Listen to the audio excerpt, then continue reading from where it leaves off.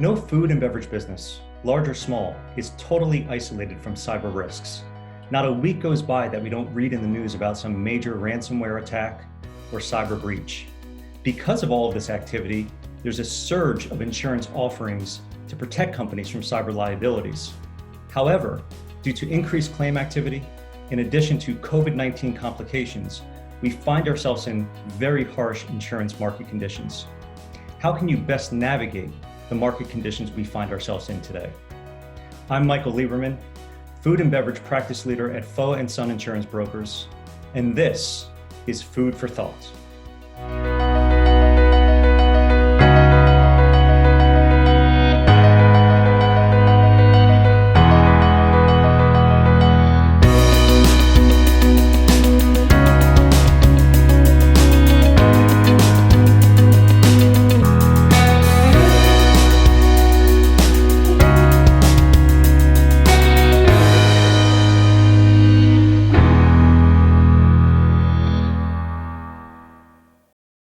Before I begin, a very special shout out to the team over at Fresh Direct. We had a special gift in mind for our guest today, and Fresh Direct helped deliver that gift. You'll see the presentation a little later on during our broadcast. Again, thank you so much to the team over at Fresh Direct. I'm very pleased to welcome today's guest to Food for Thought, Matthew Sabino.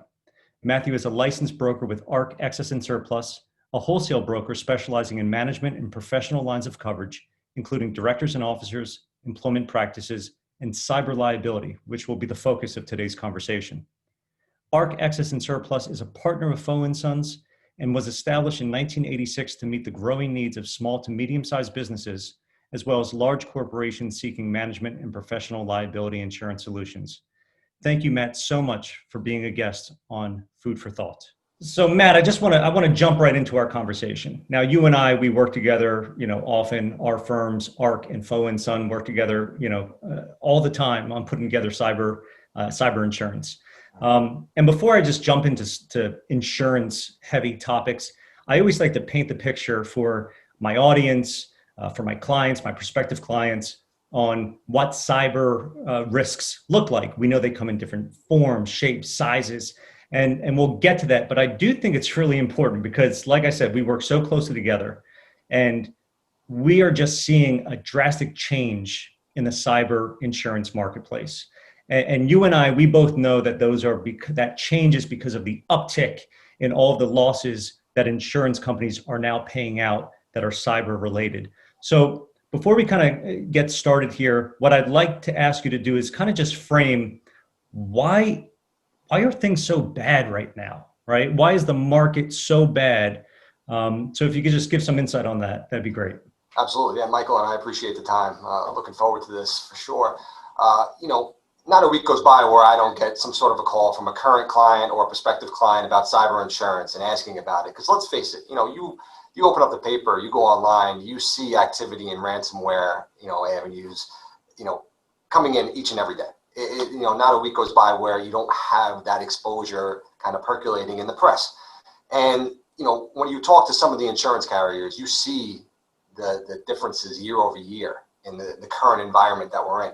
I mean, a coalition, for example, which is an insurance carrier that mostly goes after small to medium-sized enterprises, they're seeing a 47% increase in ransomware activity in Q2 2020, and that was already on top of 100% increase from 2019.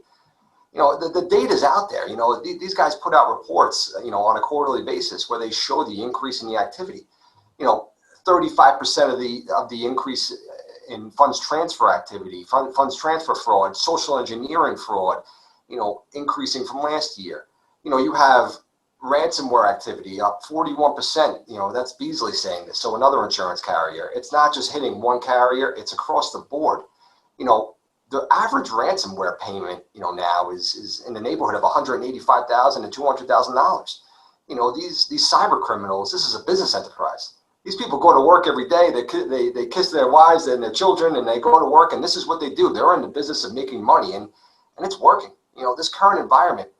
I read a report the other day. This is wild. So Black Fog, which is a research firm that kind of gathers a lot of this information, they said by 2021, there is an expectation that there's going to be a ransomware or attempted ransomware attack every 11 seconds. And the numbers by 2021 are roughly $20 billion in potential payouts and damages. Now, keep in mind, 2018 was 8.6 billion in the same study, and 2019 was 11.5 billion. So these numbers, they keep on staggering up because these people are getting away with it. It's wild. So Matt, I mean, those are some staggering and scary statistics. But how about some insight into why these things are happening? Like, why are they happening at a more frequent clip? You know, a lot of it boils down. You know, I have this comic that I put into presentations when I meet with insureds or when I flip over to prospective clients. It was a boxing ring. And the announcer's in the middle. He's going through his whole spiel, and he's saying, in this corner, we have antivirus protection, firewalls, anti-malware, everything that you would want. And in this corner, we have Dave. And listen, no offense to Dave. No offense to Dave, right. We love Daves. It's, in this day and age, cyber criminals and hackers are, they want someone to mess up. They want someone to click on an attachment that isn't kosher. They want someone to, click on a link that's not secure. And there's certain training that can be put into place. But at the end of the day, if someone's in a rush, or in the circumstances that we're currently living in where, let's face it, people are working remotely. People are working at home. There's a lot going on. There's, you're trying to educate your kids while at the same time doing your job. And a lot of the controls that were in place prior to, the COVID pandemic hitting, people do their jobs, but let's face it, when you're working remotely, you're more susceptible to just clicking on something, because a lot of face-to-face communication used to happen and authentication, to the extent, let's just say you have invoices manipulation, right? Someone sends you a fraudulent invoice. Historically, you can maybe walk down the hall and talk to your accounting supervisor to make sure that everything looks okay. Now, maybe you send a quick email. Maybe you call. Maybe you say, forget it. It's all right. I'm gonna move ahead with processing this. These are all things that the hackers look to take advantage of. This transition to remote work, not only did, let's face it, when COVID hit, a lot of companies weren't set up to work remotely in the extremes that we're currently faced with. They had to get people up and running, through opening, ports, remote desktop protocols. All these things that may not have been put in place prior to COVID was now a rush job because corporations needed to do this in order to survive. It was crucial to their business plan. So I'm taking some notes here as you're walking through these things. What I'm hearing is the reason for frequency going up, transition to remote work. We're seeing more email intrusion and manipulation. Yeah. And I wrote here human error, which is really becoming more prominent now that you have employees working from home and not being able to go down the hallway and meet with fellow staff members to authenticate documents. 100%. It's becoming wild. I mean, the U.S. Department of Treasury actually just released recently, a memorandum which states that they don't want businesses paying ransomwares anymore because these criminals are getting so much money from the ransomware activity that they're just continuing to do it. They're going to continue to process these activities, and they're going to go and target new enterprises, new businesses. That doesn't matter if it's hospitals, schools, financial institutions. They're targeting food distributors, whether it be on the wholesale side, the retail side. It doesn't matter. Any business they're targeting. Yeah, and that's a pretty scary proposition when you hear the government saying, we don't want you to pay these ransomwares. Yeah. When it's really your business that's at stake here, right? If you have someone saying, hey, we're not going to, release access to your systems unless you pay us this ransom, it's very hard for a business owner to, not comply with that. If it means their 100%. business is at risk of massive financial destruction. If you're a corporation, you're going to want to get your systems back up and running as soon as possible. And the easiest way to do that is to pay the ransom and receive the decryption key. that's ultimately what it comes down to from your standpoint. Because at the end of the day, you want to minimize as much damage to your corporation as possible. So Matt, I mentioned previously that I like to paint the picture for the audience as far as understanding the different shapes and kinds of cyber losses that are out there. One specific thing that we've been talking about is ransomware. And for those who may not know exactly what that means, ransomware is when a malicious party or malicious software, right, gains access to someone's system, blocking the users of that system from accessing the system. There's then a ransom that is asked for the victim to pay in order to get a decryption code to regain access to their own system. Now, there have been some pretty well-known ransomware events that just by mentioning these names, those in the audience may be familiar with them. One that comes to mind is WannaCry, and the other is Petya. So I know that you've had experience with both of these very well-known events. Can you just shed some insight on those two events for the audience? Yeah, absolutely. I mean, those two are perfect examples of the headlines that are associated with ransomware. When you have WannaCry, you're talking about, on a global scale, $4 billion worth of damages, impacting over $200,000 and, 200,000 business enterprises. These are staggering numbers, and Petya, you're talking about close to $10 billion in damages that were associated with that. And then, the cyber criminals are smart because they take Petya. When that starts to get figured out, they roll out NotPetya. They take it to the next level. These people are very sophisticated. Like I mentioned previously, these are not just, a couple guys sitting in a basement somewhere. They are a business enterprise, and they are very sophisticated in their means and ways of getting into your systems and infiltrating your systems through these ransomware, software and malicious software. So Matt, as you know, this is Foa Son's Food for Thought, a dedicated podcast for the food and beverage industry. So it would be really helpful to kind of put this and frame this topic, this cyber risk. Specifically, we're talking about ransomware right now. It'd be very helpful if you could kind of just frame some scenarios that you're familiar with that happen to food and or beverage companies. Yep. No, not naming any names, but I had a client about a year and a half ago, I believe it was, in the food industry. They were a wholesale distributor of food products. They received an external email from what appeared to be a true vendor counterparty that they did business with.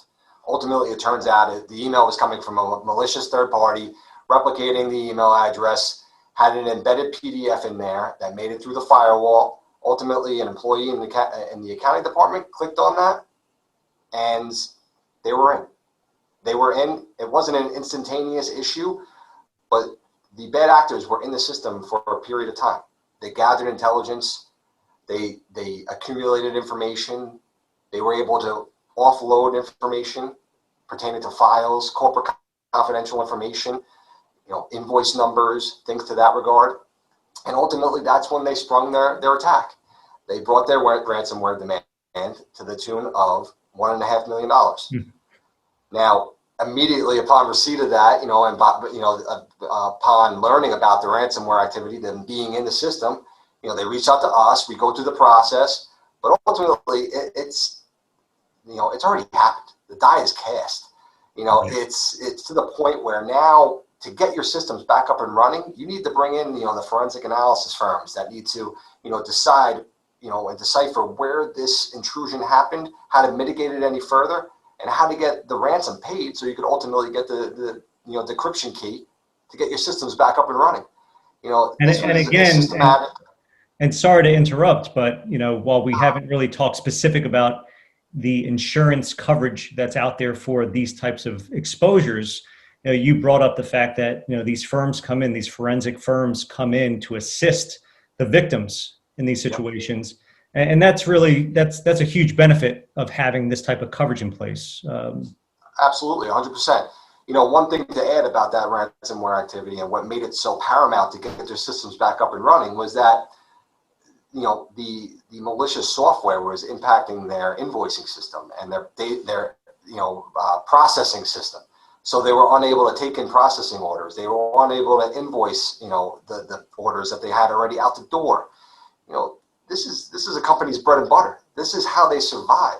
And Yeah. when their systems are down, they want to get things paid as quickly as possible. Yeah, let's face it. I mean, you have food and beverage companies who have inventory that's scattered all across the country in different third-party warehouses. And if your system goes down, you don't even know sometimes where your inventory is located in order to sell that inventory. So yes, it can be very crippling when these things happen. You're spot on. And something that's happened is actually a new feature of ransomware is that it's the fact that now they're taking the data and they're potentially saying that they're going to expose the data and make it public. Historically they took the ransom and they walked away. Now you're ultimately running at the thought and the fear that your corporate confidential information or your counterparty's information is now going to be exposed, and the PR exposure that goes hand in hand with that is going to really hit your business above and beyond what's going on right now between COVID, between being down for a couple days. Ultimately things got sorted out under this example that I gave, but they were down for a period of time. The insurance carrier kicked in, and it saved them $1 million by having the coverage in place, quite honestly. Right. So Matt, just putting ransomware to the side for the moment, and focusing on a different cyber risk.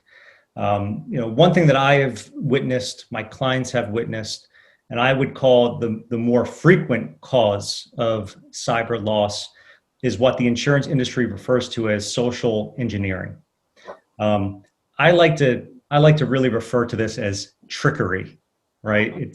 It's when someone at a food and beverage company, let's say the CFO, they receive an invoice from one of their vendors, one of their suppliers, maybe a foreign supplier, domestic supplier. That email references a specific bill of lading, a specific commercial invoice, but there's a different routing number, right? There's a different routing number to send those funds to. And looking at the email, it looks authentic. It has the appropriate documents attached to that email. It is, again, it's trickery. It's these criminals who are gaining access to a system, understanding how the communication flow happens. And then, food and beverage companies are wiring funds to criminals thinking that they're paying legitimate expenses to their vendors. So can you give some insight into some food and beverage scenarios that you've been part of? Absolutely. And I mean, this is a loss leader. I mean, this is something that hits on a monthly basis when it comes to social engineering. And I'm glad you brought up the point about, the fact that, through the ransomware activities, these actors are in the system. So they learn how the systems work. They can take notes. They realize how invoices get paid and how, who communicates with who.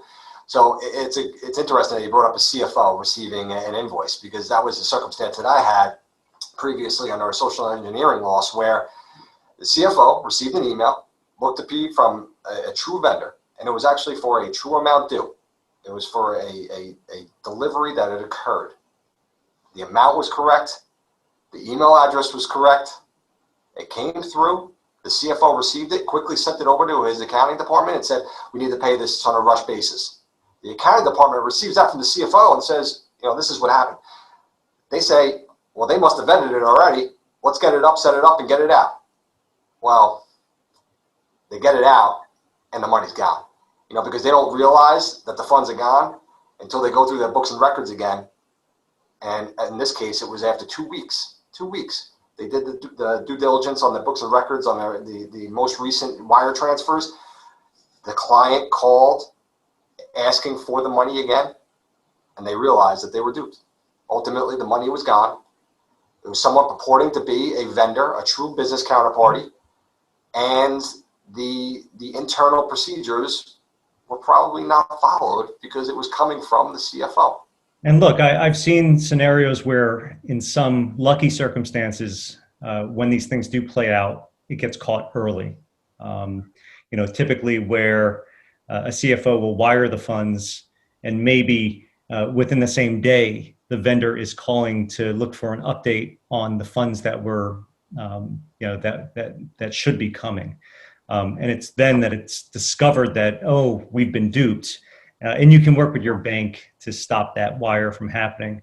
But again, in most of these cases, the wires, they end up going through, and it's very hard to recoup those funds. So our entire discussion so far has really been about scary events, right? These really horrible things happening. And yes, there is insurance out there to protect against these events from happening. But I also want to talk specifically to what food and beverage companies can do to protect themselves, right? Let's imagine a world where insurance didn't exist. What loss control measures should food and beverage companies take to protect themselves from suffering, being a victim to these cyber crimes, right? One way of potentially doing that is to look at what underwriters request, right, during the application process. We find ourselves in very harsh conditions because of the uptick in losses, the frequency of losses, but also the severity of losses. So underwriters are asking more and more questions about loss control. So can you just give some insight to the audience about those loss control measures, or even just, if you have an application handy, read off some of the requirements that underwriters have before they will get on risk. No, absolutely. And they are looking for that information because let's face it, I've had carriers, they write the account for 5 years, no problems, no claims. But all of a sudden now, because of the uptick in ransomware activity, they want additional supplemental applications. They want to make sure that best practices are being used. A couple examples, I have one up here from an insurance carrier. They want to make sure that, frequent, tested backups are in place. They want to make sure if you're backing up to a cloud platform or a local backup, if it's local, are you doing that offline? Is it air gapped?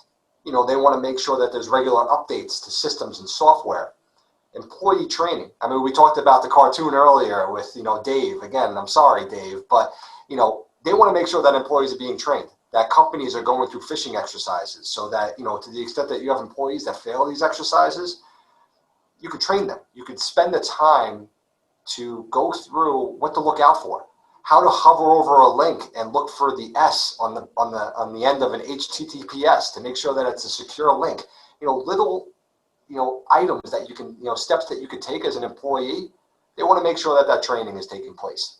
Another key component in today's day and age that underwriters are looking for is what's referred to as, remote access and multi-factor authentication.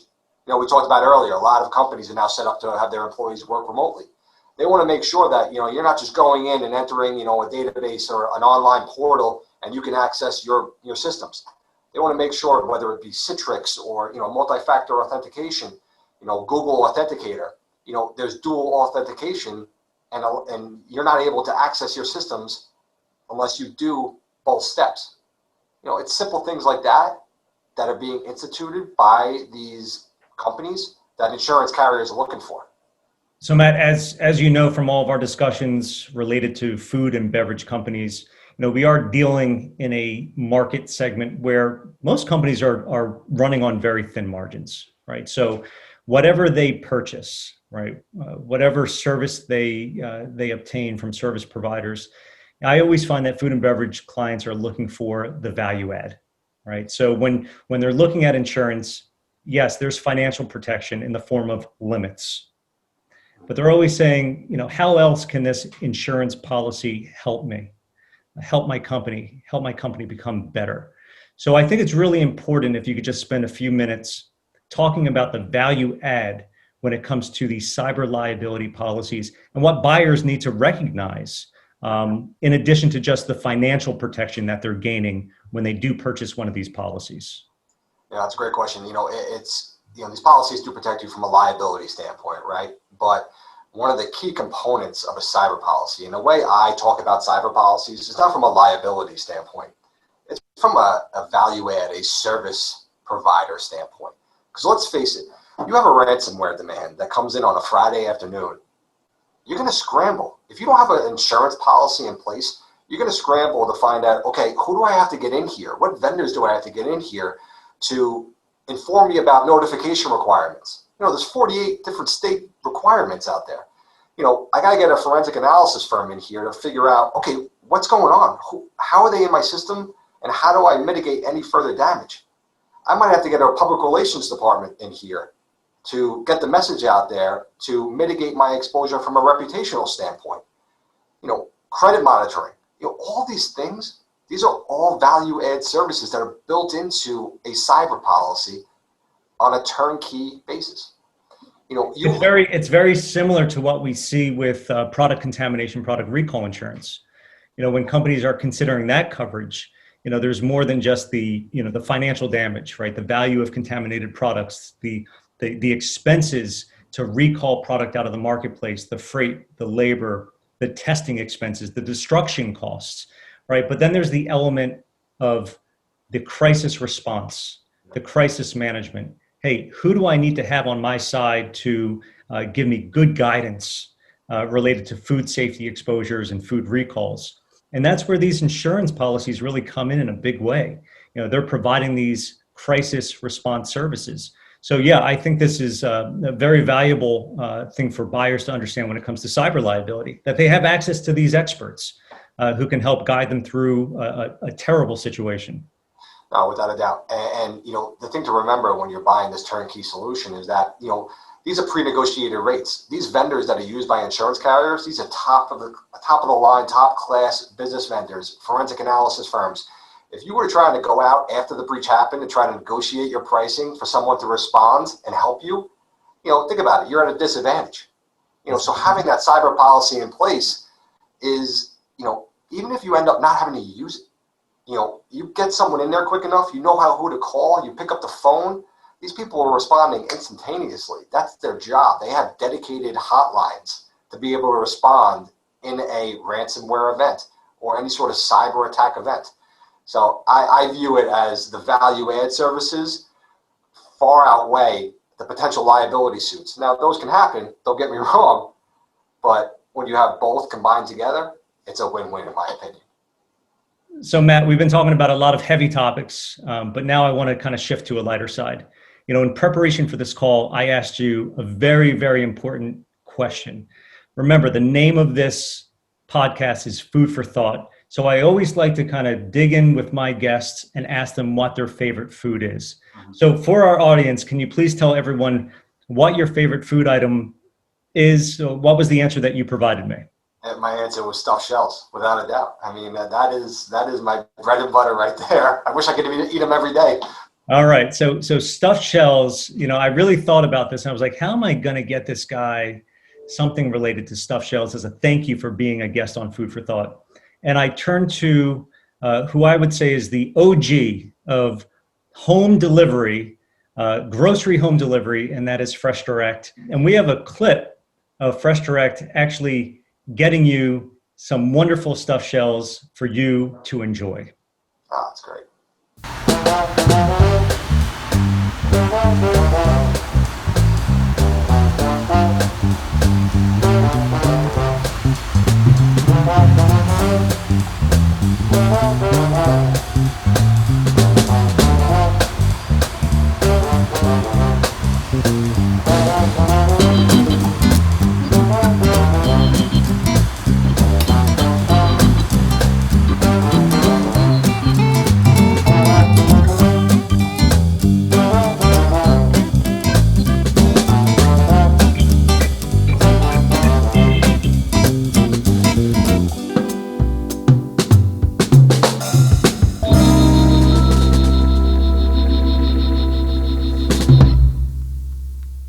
So I just want to thank Fresh Direct for what they did to help fulfill this stuffed shells gift for Matt.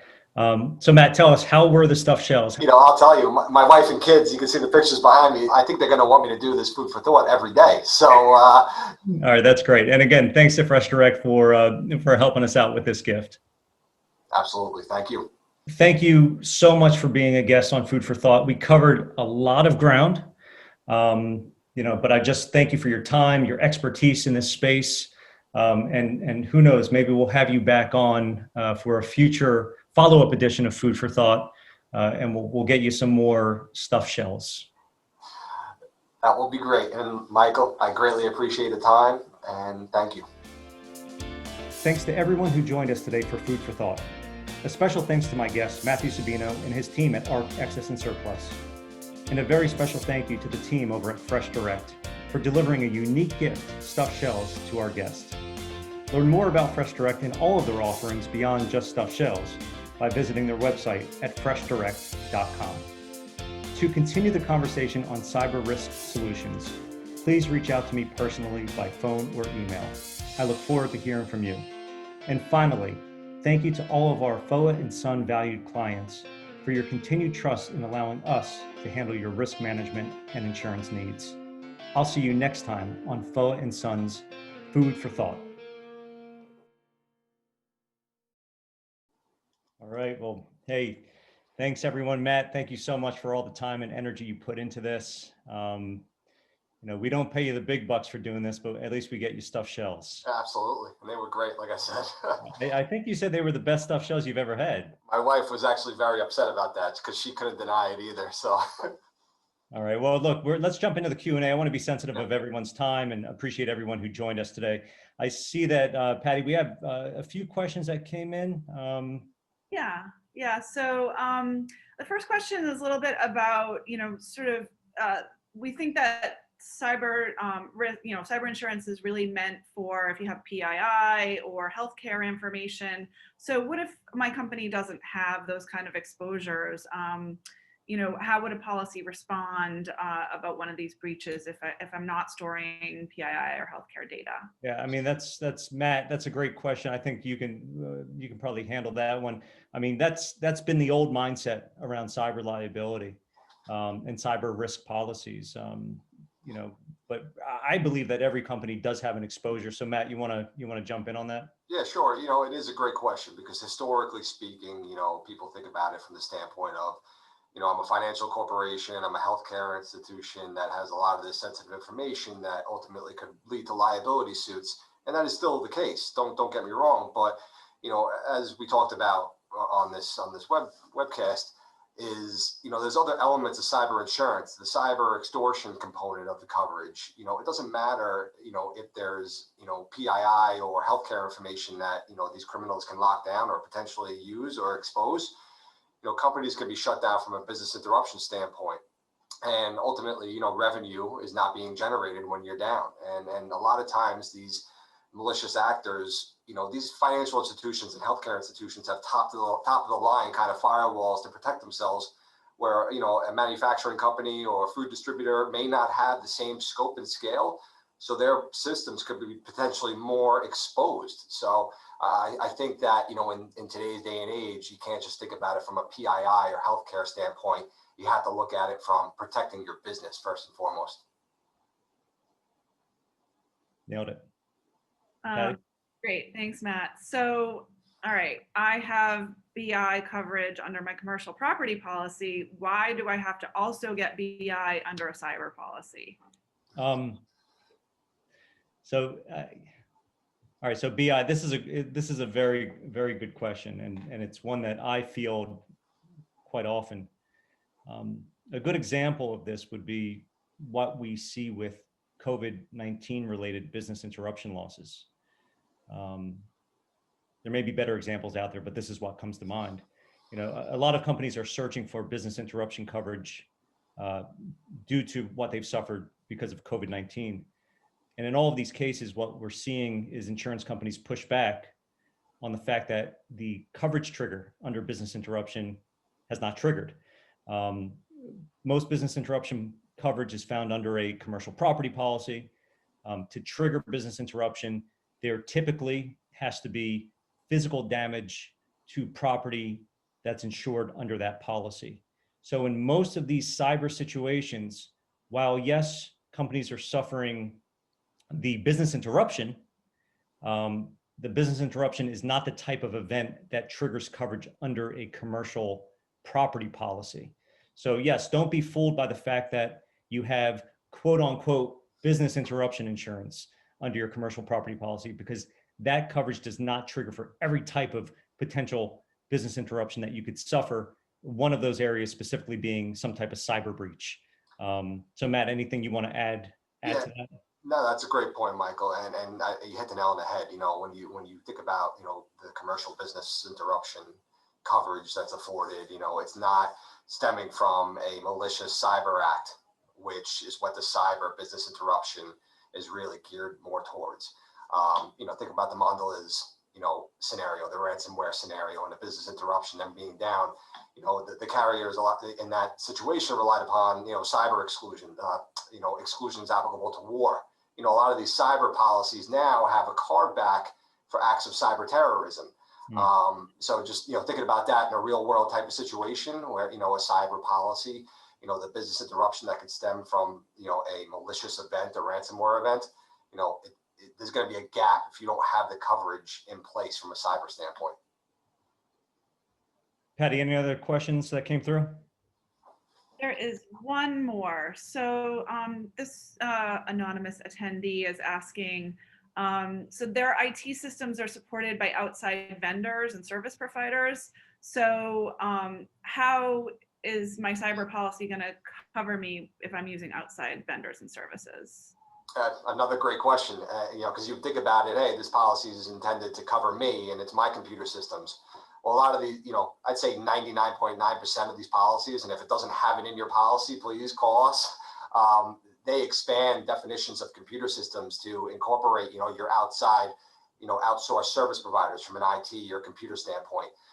There's things coverage such as contingent business interruption, where let's just say that your IT provider has a system down from a business interruption standpoint, and now you suffer a financial loss because of that, and because you rely upon their systems. There's coverage components in a cyber liability policy that speak to that exposure. So again, don't just think about it from the standpoint of your computer systems, but to the extent that you're outsourcing any of that work or relying upon outside service providers from a computer and IT standpoint, there are protections built into cyber policies that will, speak to that.